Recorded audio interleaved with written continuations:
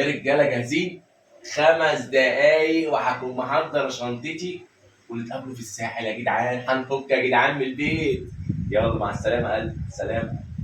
ياسمين، حضرت لي نعم. الشنطه؟ شنطة ايه؟ شنطه هدومي. هدوم ايه؟ ده الدولاب كله بيتغسل. انا ما بقولكيش على الدولاب، الشنطه اللي قايل لك عليها من يومين ان انا هاخدها واطلع بيها الساحل. ايوه، ما هدومك بتتغسل. هدوم ايه اللي بتتغسل؟ هدومك بتتغسل.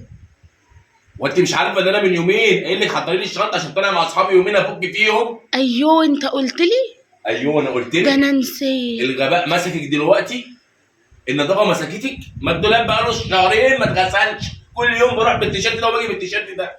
ايه يا ياسمين؟ قلت اغسلهم كلهم مرة واحدة.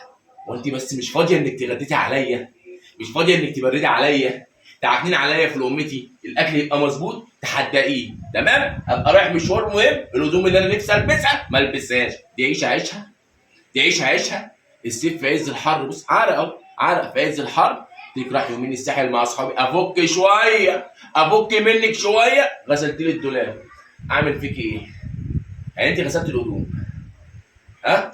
غسلت الهدوم خلاص. خلاص ايه بقى مرشي؟ مش هينفع، معلش بقى اجلها. هروح بيها مبلول، والله بروح بيها مبلول. روح بيها ورينا مبلولة. غسالة. هي اكيد بتشتغلني، غسالة فين؟ يا بنت اللذينة.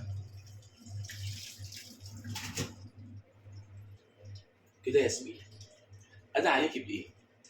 ادعي عليكي بيه؟ حرام عليك، احتجت يومين اجازه عشان اعرف ما اقعدش في البيت. ادعيلي في البيت ياسمين. انا اجلها معلش، انا قلت لك من الاول.